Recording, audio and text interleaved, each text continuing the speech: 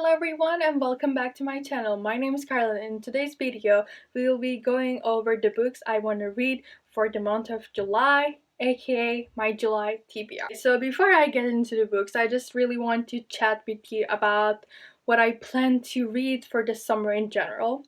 So before going to college, I will be changing countries, even continents.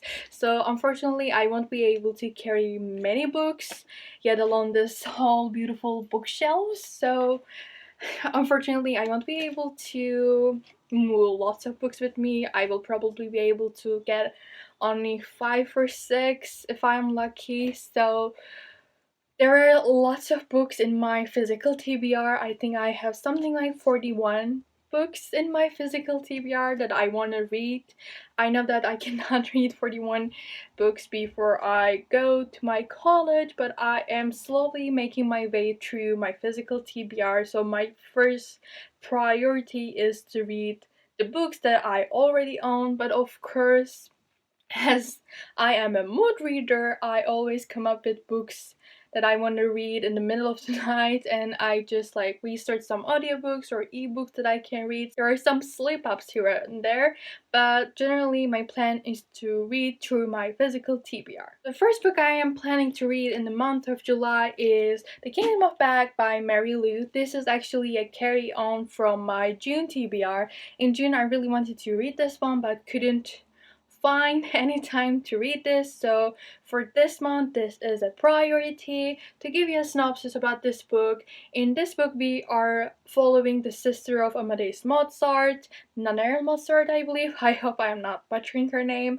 and she is very talented. She is a great composer. Everybody thinks that she is even better than Amadeus, but she is a girl, and that's the problem, because after a certain age she won't be able to perform in the operas and musical theaters, and this is the thing she wants to do. This is her dream, this is her career that she wants to pursue. So in order to be able to live her life as she wishes to be rather than the society's expectations, she makes a bargain with someone, with evil. This is because up to like the bargain part, this is I believe very similar to The Invisible Life of Eddie LaRue by Evie Shub.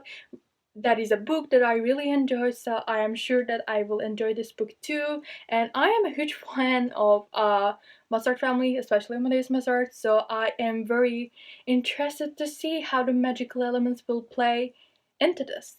So next up, in the month of June, I have read the Shadowmoon Bone series first book, The Shadowmoon Bone by Lee Bardugo, and in this one I am planning to continue and hopefully finish the series. This is the Turkish version of Siege and Storm, and this is Ruin and Rising, the second and the third book in the Shadowmoon Bone series.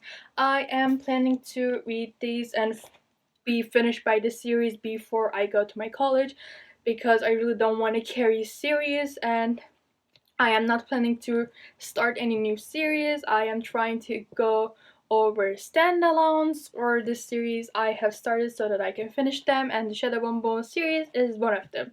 So everybody knows the Shadowmoon Bone series because of the TV series, and these series, also Lee Bardugo books in general, are very popular. But to give you a synopsis, in this book series, the first one, Shadowmoon Bone, we have a girl called Alina.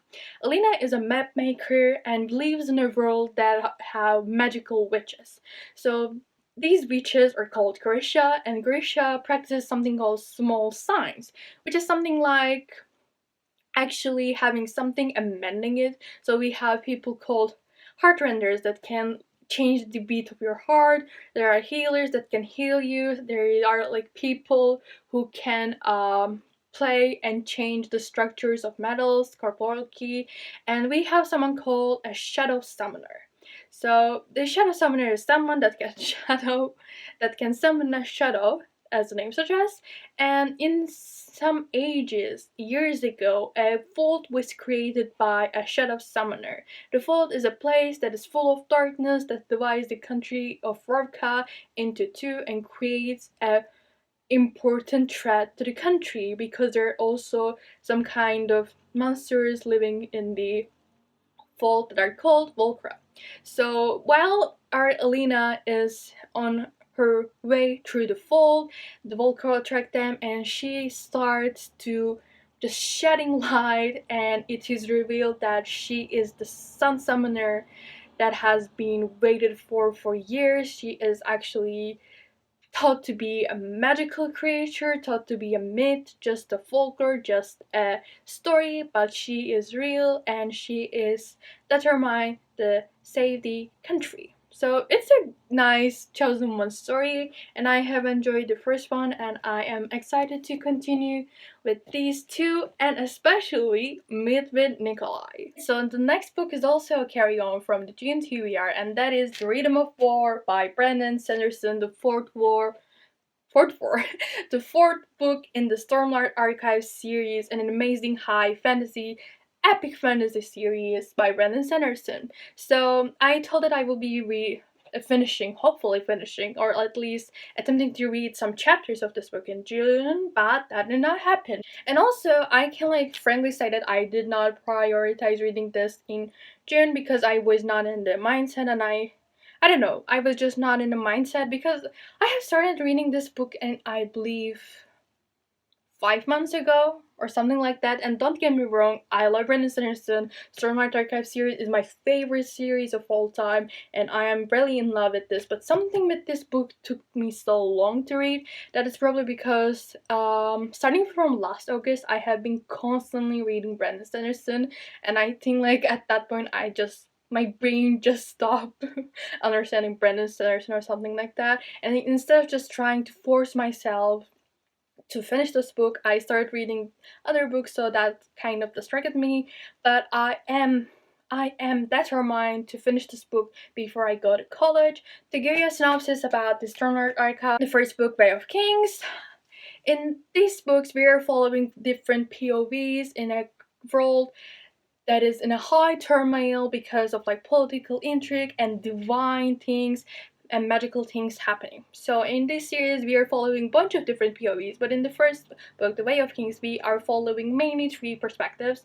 The first one is Kaladin, a breachman, a person who is thought to be a deserter, so he is sold to a um, army to be a bridgeman. He is desperate, he actually suffers from like mental illnesses, and I really love mental illness representation in Brandon Sanderson's books, especially Stormlight Archive, and how Kaladin deals with his mental illness. But he is someone who is actually determined to survive, and he actually questions that why he is always surviving, why the people that are around him and people he loves keeps dying, and why he cannot protect them. And it's a very important question, and he goes on to create a kind of a crew for himself and shows his own worth while gaining magical abilities. When I say magical abilities, please believe me that it is something so much more, but I just have to say it in that way so that I won't be giving you spoilers. The another perspective we are following is Dalinar, the uncle of the king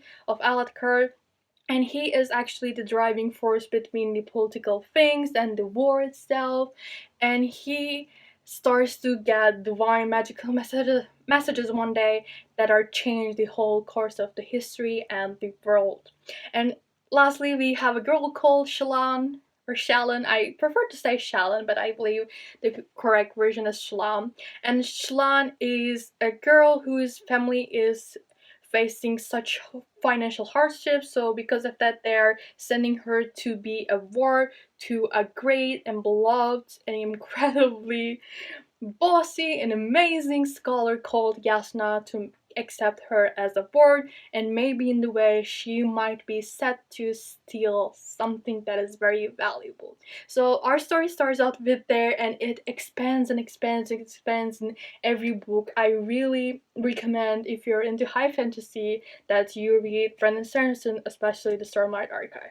So the next two books I am planning to read are actually for a video that I am planning to take. I hope that this will be a fun video to make, and also the books will be fun to read and you will enjoy watching that video. But for that video I am planning to read Anna Karenina by Leo Tolstoy, and another amazing Russian literature masterpiece, and The Great Gatsby by F. Scott Fitzgerald. So I won't go into details about this book because I will be talking about them plenty in my video. So alright everyone, this will be all the books that I am planning to read in the month of July. I hope that I will be successful. Again, a disclaimer, I always change my TBR. Even if I set TBR, I always make sure that some random book slips up and I just start reading it. So don't be surprised if you see books that are not mentioned in there in this video, in my July wrap up, and hope to see you soon in another video. What was that? Take care.